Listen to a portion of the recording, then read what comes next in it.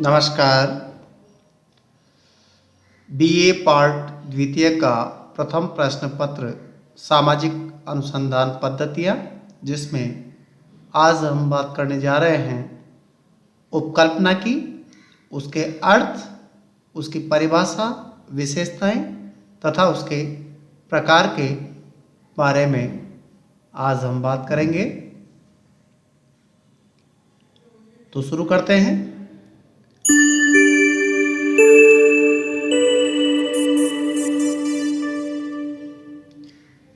प्राकल्पना, hypothesis. जब हम किसी भी शोध के लिए किसी समस्या से संबंधित अध्ययन करते हैं, अनुसंधान करते हैं, तो अनुसंधान प्रारंभ करने से पूर्व हमें चिंतन करना पड़ता है। एक पूर्व विचार होता है। यही पूर्व विचार, यही पूर्व चिंतन परिकल्पना, प्राकल्पना, उपकल्पना या हाइपोथेसिस कहलाती है। जैसे हम ये कहें कि गरीबी एक समस्या है। जब हम गरीबी समस्या पर प्रकाश डालते हैं तो हम सोचते हैं कि ये किस कारण से है। हमारे मन में एक चिंतन होता है, इसके पीछे कारण कौन से हैं। तो जब हम ये कहते हैं कि बेरोजगारी के कारण गरीबी है, जब इसी बेरोजगारी को हम हाइपोथेसिस के रूप में लेते हैं कि प्रत्येक ऐसे बेरोजगार हैं जो गरीब की श्रेणी में आ रहे हैं, तो वो परिकल्पना सत्य साबित होती है। तो वैज्ञानिक रूप से जो है प्राकल्पना का परीक्षण संभव हो पाता है। प्राकल्पना का तात्पर्य पूर्व चिंतन या पूर्व विचार से है। सामाजिक तथ्यों, घटनाओं एवं समस्याओं के संबंध में जानकारी प्राप्त करने से पहले चिंतन किया जाता है। यही चिंतन उपकल्पना कहलाती है। प्रसिद्ध विद्वान Cohen and Nagel an introduction to logic and scientific method में लिखा है कि किसी भी गवेषणा में हम एक पग भी आगे नहीं बढ़ सकते जब तक कि हम उसको जन्म देने वाली कठिनाइयों के सुझावात्मक स्पष्टीकरण अथवा समाधान से प्रारंभ न करें। ऐसे प्रारंभिक स्पष्टीकरण कुछ विषय वस्तु द्वारा तथा हमारे पूर्व ज्ञान द्वारा हमें सुझाव प्रस्तुत करते हैं। जब वे प्रस्तावों के रूप में सूत्रबद्ध कर लिए जाते हैं तो उन्हें प्राकल्पना कहा जाता है। इसका तात्पर्य यही हो गया कि जब हम किसी भी समस्या से संबंधित अनुसंधान या शोध करते हैं तो उस शोध करने से पूर्व हमारे मन में एक विचार होता है, एक चिंतन होता है। यही विचार और चिंतन परिकल्पना कहलाती है। गुड्डे एंड हैट, जिन्होंने मेथड्स इन सोशल रिसर्च पुस्तक लिखी, उसमें कहा कि प्राकल्पना अनुसंधान एवं सिद्धांत के बीच की कड़ी है जो ज्ञान वृद्धि की खोज में सहायक होती है। यहां शोध और सिद्धांत, यानी अनुसंधान हम कर रहे हैं और सिद्धांत तक पहुंचते हैं तो केवल एक चीज का हमें सहारा लेना पड़ता है और वह है प्राकल्पना। एक विचार को साथ लेकर के चलना पड़ता है। यही विचार परिकल्पना कहलाती है।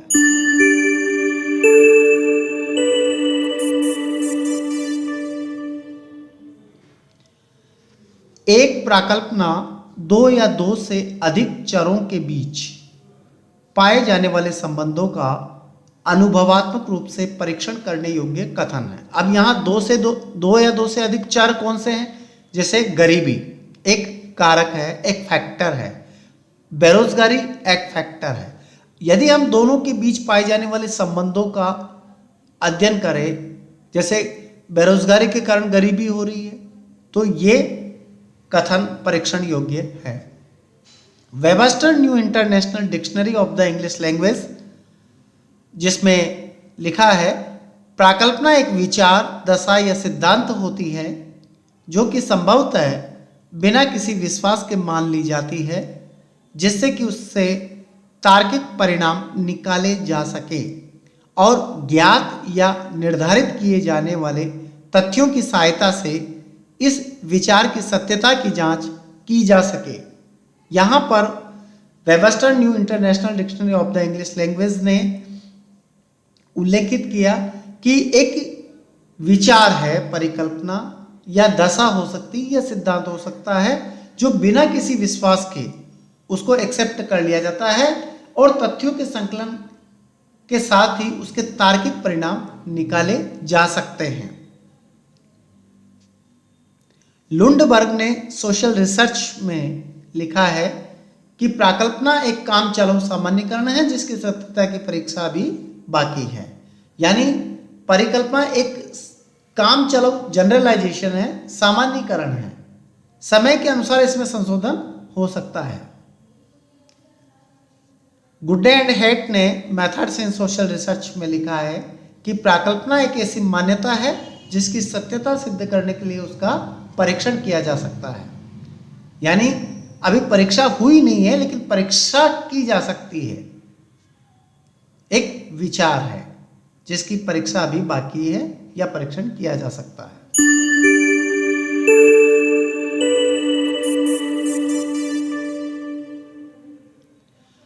पीवी यंग, जिन्होंने scientific social survey and research पुस्तक लिखी, इसमें लिखा है एक कार्यवाहक विचार जो उपयोगी खोज का आधार बनता है कार्यवाहक प्राकल्पना माना जाता है। यहाँ पर पीवी यंग की एक महत्वपूर्ण बात आ रही है कि अनुसंधानकर्ता जब किसी उपकल्पना का निर्माण करता है और सिद्धांत तक पहुंचने में उसको दिक्कत आ रही है, वो सटीक नहीं बैठ रही है प्राकल्पना, तो उसको अपने हिसाब से वैज्ञानिक दृष्टिकोण को ध्यान में रखते हुए कुछ संशोधन किया जा सकता है। इसीलिए इसे कार्यवाहक विचार कहा है। बोगार्ड्स के अनुसार एक प्राकल्पना एक प्रस्थापना है जिसका परीक्षण किया जाना है। यह प्रस्थापना इट मीन्स एक प्रपोजल है, एक प्रस्ताव है और उसका परीक्षण किया जाना है।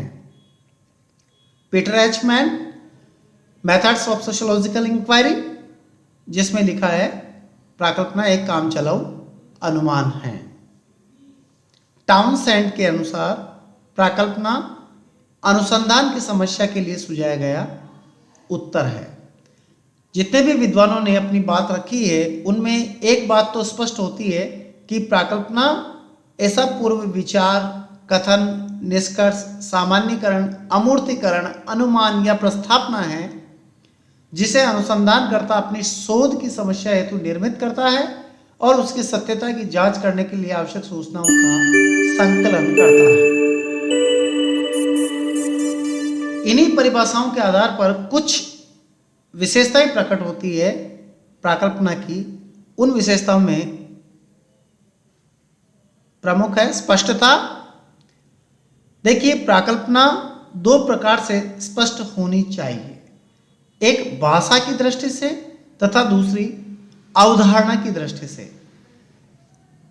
यहां जो शब्द प्रयुक्त होंगे उनके कार्य तथा विचार स्पष्ट तथा भ्रम रहित होने चाहिए। जब अनुसंधानकर्ता अध्ययन कर रहा होता है तो प्राकल्पना बिल्कुल स्पष्ट होनी चाहिए, उसके विचार, उसके कार्य में स्पष्टता हो। प्रयोग सिद्धता, यानी कि एक अच्छी प्राकल्पना ऐसी हो जो प्रयोग सिद्ध हो, अर्थात उसकी जांच की जा सकी हो या वैज्ञानिक दृष्टिकोण से उसकी सत्यता की परीक्षा की जा सके। लेकिन ऐसी प्राकल्पना कभी नहीं बनानी चाहिए जिसमें व्यक्ति के मनोभाव सम्मिलित हो जाए। जैसे अच्छे और बुरे का भाव इसमें नहीं होना चाहिए, तथा जैसे हम कहें कि दान देना अच्छी बात है, दहेज हत्या पाप है, तो यहाँ अच्छा पाप ये शब्द इसमें सम्मिलित नहीं होने चाहिए। जो जैसी है उसका वैसा ही अध्ययन इसमें हो। विशिष्टता, एक प्राकल्पना को अध्ययन विषय की किसी विशिष्ट पहलू से संबंधित होना चाहिए। उपयोगी अध्ययन के लिए विशिष्ट और छोटी छोटी प्राकल्पनाएं जो तथ्यों के संकलन में शोध को व्यवस्थित करने में तथा निष्कर्ष निकालने में सहायता प्रदान कर सके। तो इस प्रकार विशिष्ट हो प्राकल्पना। उपलब्ध प्रविधियों से संबंधित, यानी कि जब अनुसंधानकर्ता किसी समस्या का अध्ययन कर रहा होता है उस समय उसके सामने कई टेक्निक्स होती है, प्रविधि होती है, जैसे अवलोकन, साक्षात्कार, अनुसूची, प्रश्नावली, व्यक्तिगत अध्ययन पद्धति, समाजमिति, ये पद्धतियां होती है। उनमें से कुछ प्रविधियों जो है महत्वपूर्ण होती है। वहां पर कौन सी प्रविधि होगी, उपकल्पना उस प्रविधि से संबंधित हो। गुड्डे एंड हेट ने लिखा है कि जो सिद्धांतकार यह नहीं जानता है कि उसकी प्राकल्पना की जांच के लिए कौन कौन सी प्रविधियां उपलब्ध है, वह उपयोगी प्रश्नों के निर्माण में असफल रहता है। इसलिए जरूरी है कि प्राकल्पना उपलब्ध प्रविधियों से संबंधित होनी चाहिए।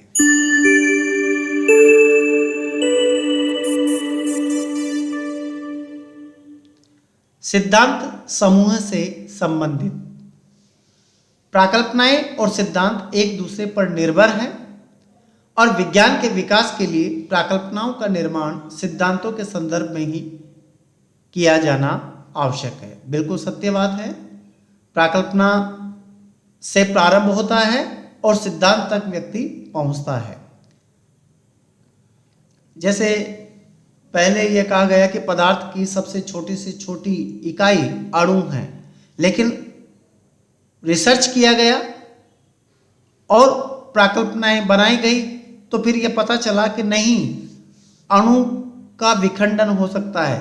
फिर उसके बाद में परमाणु को बताया गया, फिर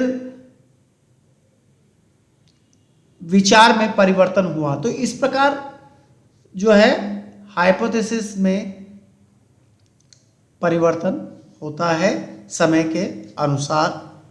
सरलता, एक उत्तम प्राकल्पना में सरलता का गुण होना आवश्यक है। इसका तात्पर्य यह है कि उसमें अनावश्यक रूप से अधिक कारकों को स्थान नहीं देना चाहिए।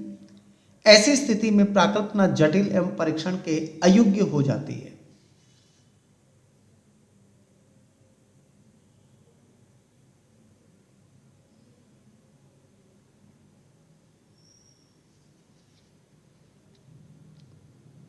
इसमें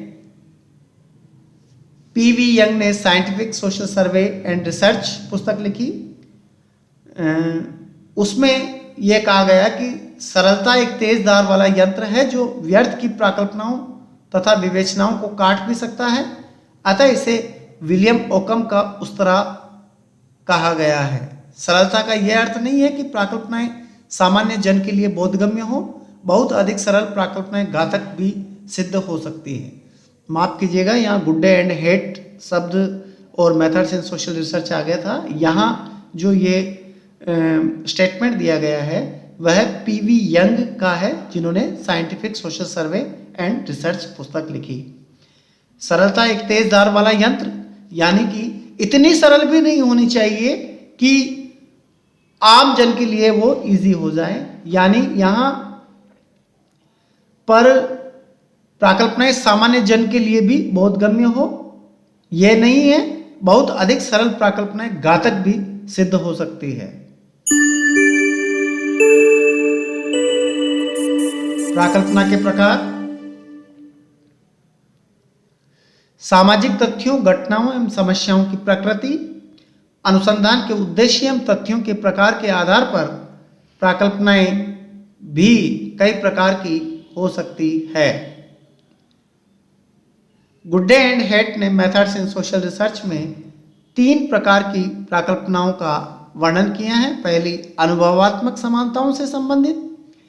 ये प्राकल्पनाएं मानव के सामान्य ज्ञान, तर्क, वाक्य, दैनिक जीवन के अनुभवों, मान्यताओं, लोकोक्तियों, कहावतों, वक्तव्यों, वार्ताओं तथा विश्वासों पर आधारित होती है। जैसे ऐसी कहावत प्रचलित होती है कि गंजा व्यक्ति धनवान होता है, पशुओं में शियार, पक्षियों में कौआ चतुर होता है। ऐसी प्रकल्पनाओं में समान तथ्यों की जांच करना ही अध्ययन का मुख्य बिंदु होता है। जटिल आदर्श प्रारूपों से संबंधित इस प्रकार की प्रकल्पनाओं में प्राय एक सामान्य तथ्यों अथवा निष्कर्ष को पूर्वाधार मानकर अन्य तथ्यों की तर्कपूर्ण रूप से परीक्षा की जाती है।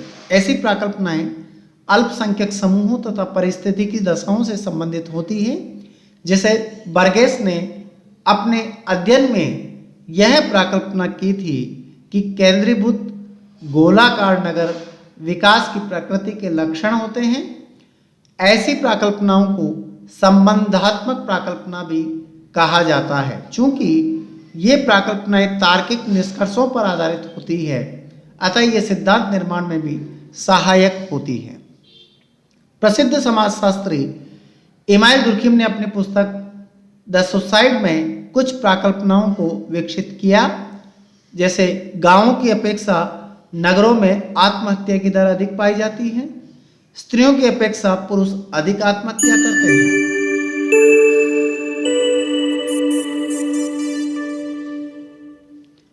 तीसरी है विश्लेषणात्मक चरों से संबंधित। कोई भी सामाजिक घटना अनेक कारकों का परिणाम होती है, फिर भी उनमें से कोई एक कारक ही प्रमुख कारक होता है और अन्य कारक सहायक कारक होते हैं। जैसे बाल अपराध के लिए मनोविश्लेषणवादी सिद्धांतकार मानसिक विकृति को और दुर्बलता को, तो वंशानुक्रमणवादी बुरे वंशानुक्रमण को उत्तरदायी मानते हैं। इस प्रकार की प्रकल्पना को कारणात्मक प्रकल्पना भी कहते हैं। इसमें यह ज्ञात किया जाता है कि यदि किसी एक कारक में परिवर्तन किया जाता है तो वह किस सीमा तक दूसरे कारक को प्रभावित करता है। जैसे एक उत्तम फसल, उत्तम खाद, बीज, भूमि, पर्यावरण एवं पानी की पर्याप्त मात्रा पर निर्भरता करती है। यदि इनमें से किसी एक कारक में परिवर्तन कर दिया जाता है तो फसल पर क्या प्रभाव पड़ेगा, यह जानने का प्रयत्न करना कारणात्मक प्रकल्पना है।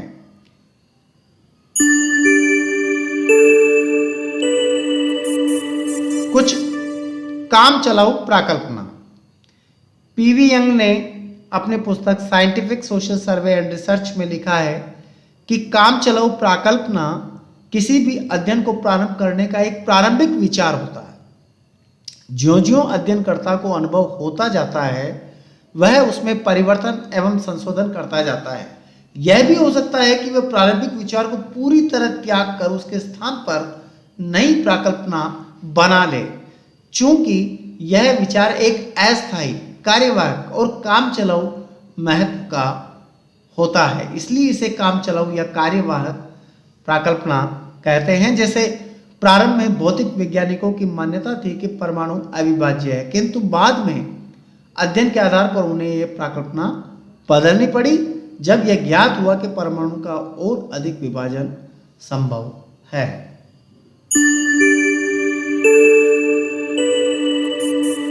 कुछ अन्य प्रकार की प्रकल्पनाएं भी हैं सकारात्मक कथनों से संबंधित। जैसे पुरुषों की अपेक्षा स्त्रियां अधिक दयालु होती है, गरीबों की अपेक्षा धनवान अधिक अपराध करते हैं। यहाँ सकारात्मक कथन बताए गए हैं। और इसके अलावा नकारात्मक कथनों से संबंधित, पुरुषों की अपेक्षा स्त्रियां अधिक दयालु नहीं होती हैं, गरीबों की अपेक्षा धनवान अधिक अपराध नहीं करते हैं।